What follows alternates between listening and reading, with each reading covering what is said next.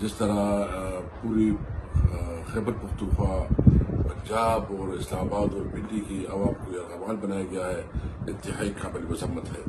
کیا آئین اور قانون ہمیں اجازت نہیں دیتا کہ ہم اپنے پروٹیسٹ کریں، اپنا احتجاج کریں؟ پرامن طور پر یہ ہمارا حق ہے، لیکن اس کو روکنے کے لیے جو اقدامات یہ کر رہے ہیں یہ انتہائی قابل مذمت ہے، قابل افسوس ہے۔ آج یہ حکومت کے مختلف منسٹرز آ رہے ہیں، کوئی کچھ کہہ رہا ہے، کچھ کہہ رہا ہے۔ سادہ سمپل بات یہ ہے کہ کیا یہ حکومت کو عوام نے منتخب کیا ہے؟ بچہ جانتا ہے کہ یہ مسترد شدہ لوگ ہیں، یہ ریجیکٹڈ لوگ ہیں، یہ ناجائز حکومت ہے۔ ایک ناجائز حکومت کس طرح اتنے بڑے بڑے فیصلے کر سکتے ہیں؟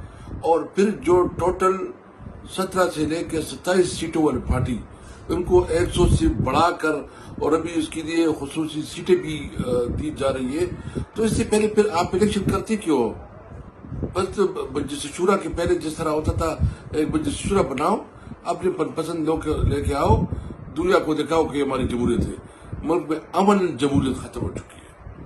انشاءاللہ اس کے خلاف، اس وسطیت کے خلاف ہم تمام جمہوری قوتوں کو اکٹھا کریں گے۔ میں تمام وہ پارٹیاں جو کہ اس وقت یہ کانسٹیٹیوشن امینڈمنٹ کے نام پہ جو پیکج لا رہے ہیں، کسی طور پر قابل قبول نہیں ہے۔ اس کے خلاف میں تمام اپوزیشن پارٹیوں سے ملوں گا، تمام وہ پولیٹیکل پارٹی جو جمہوریت پسند ہے، جمہوریت پہ یقین رکھتے ہیں، ان سے میں امید رکھتا ہوں کہ اس کے خلاف وہ اٹھیں گے، آواز اٹھائیں گے کہ یہ امینڈمنٹ اگر پاس ہوا تو یہ سمجھو کہ ملک میں عملاً طور پر جو ہے نا شہری حقوق جو ہے نا وہ قصب ہو جائیں گے۔ شہری حقوق جو کانسٹیٹیوشن نے ہمیں پروٹیکشن دی ہے وہ ختم ہو جائے گی۔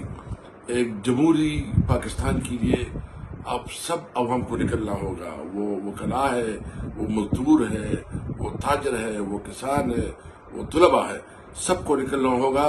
اور ہماری جدوجہد ہمیشہ پرامن رہی ہے، پرامن ہوگی، اور ہماری جدوجہد جاری رہے گی انشاءاللہ۔ جب تک آئین کی بالادستی نہیں ہوگی، جب تک ملک میں قانون کی حکمرانی نہیں ہوگی، جب تک ملک میں آزاد عدلیہ نہیں ہوگا، جب تک ملک میں سویلین سپریمیسی نہیں ہوگی، اور جب تک وہ پارلیمنٹ جو عوام کا منتخب پارلیمنٹ ہو، وہ پارلیمنٹ اختیار کا کلی اختیار جو ہے نا وہ پارلیمنٹ کے پاس نہ ہو، ہماری جدوجہد جاری رہے گی۔ آئے پاکستان کو بدلنے کے لیے، حقیقی آزادی کے لیے ہمارے جدوجہد میں شامل ہوں۔